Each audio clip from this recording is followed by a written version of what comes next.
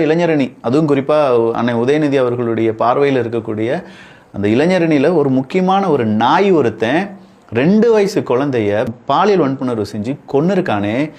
ஏதாவது ஒரு ஊடகம் பேசிச்சாங்களா? எவனாவது ஒருத்தன் பேசுனீங்களாடா?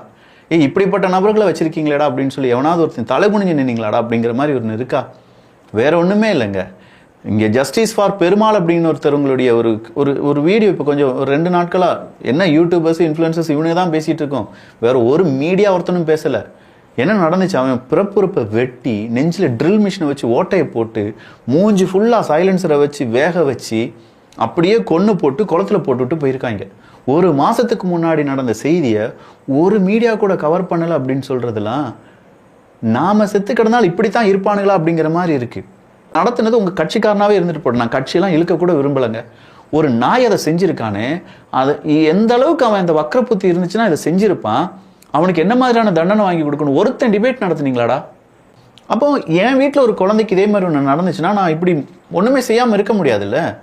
அந்த அக்கா, அந்த பெருமாள் அப்படிங்கிற அந்த பையனுடைய அக்கா தான் ஒவ்வொரு இடத்துலையா போய் கேட்டு என் தம்பிக்கு ஜஸ்டிஸ் வாங்கி கொடுங்க, என் தம்பிக்கு ஜஸ்டிஸ் வாங்கி கொடுங்கன்னு சொல்லி கேட்டுட்டு இருக்காங்களாம். அப்போ இதெல்லாம் மூடி மறைக்கிறதுக்கு உங்களுக்கு என்னடா தேவைப்படுது? ஒரு டிவோர்ஸ் கேஸ் தேவைப்படுது.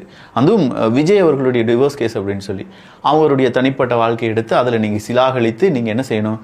கூடி கும்மி அடிக்கணும். அப்படி பார்த்தா கோபாலபுரத்தில் அறிவாலயத்தில் இல்லாத கேசஸ் இல்லை, ஏகப்பட்ட விஷயங்கள் எல்லாம் இருக்குது. இதெல்லாம் பெருசாக மக்கள் பேச ஆரம்பிச்சிட்டாங்கன்னா நாரி போயிடும். தனிப்பட்ட வாழ்க்கை அப்படின்னு சொல்லும்போது நியூஸ் ஆங்கர்லேருந்து இங்கே நடிகை வர, F1 ஃபார்முலா கார்லேருந்து அந்த பக்கமாக இருக்கக்கூடிய சாதிக் பாக்ஷா வர ஏகப்பட்ட விஷயங்கள் இங்கே மௌனமாக இருக்கின்றன. என்ன, எங்களுக்கெல்லாம் வரலாறு தெரியாது, இவனில் என்ன வேணாலும் சொல்லி ஏமாத்திடலாம் அப்படின்னு நீங்கள் நினச்சிடாதீங்க. ஒருத்தனுடைய தனிப்பட்ட வாழ்க்கையும் பேசுகிறது எங்களுக்கு பிடிக்காது. பொதுவாக அது அவங்களுடைய வாழ்க்கை. களத்துக்கு வரியா, மக்களுக்கு நல்லது செய்றியா, மக்களுக்கான நல்ல எதிர்பார்ப்பு இருக்கா, மக்களுக்கான நல்ல திட்டத்தை கொடுக்குறீங்களா, செய்யுங்க. நியாயம், நீதி, அதை பேசக்கூடிய நல்ல திராணி இருக்கக்கூடிய தெம்பு இருக்கக்கூடிய ஊடகம், இதுதான் நாங்கள் எதிர்பார்க்குறோம். இது இல்லைன்னா மக்கள் கஷ்டப்படுறது எல்லாமே வேஸ்ட்டாக போயிடும். ஒவ்வொரு அரசியல்வாதியும் அவன் சுரண்டி மக்களை கடைசி வரையிலும் ஏழ்மையிலேயே வச்சுருப்பாங்க. கடைசி வரையிலும் அந்த மக்களால் எதிர்த்து எதுவுமே பேச முடியாது. கடைசி வரையிலும் அந்த மக்கள் அடுத்த தலைமுறையை பற்றி யோசிச்சுக்கிட்டே செத்து போயிடுவான். அடுத்த தலைமுறை கடன் மேலே கடன் வாங்கி வச்சுருக்காங்க, அவ்வளோதான் நம்முடைய நிலைமை அப்படின்னு சொல்லி அதுவும் வெம்பி சிக்கி சின்ன பின்னமாக மாறிடும்.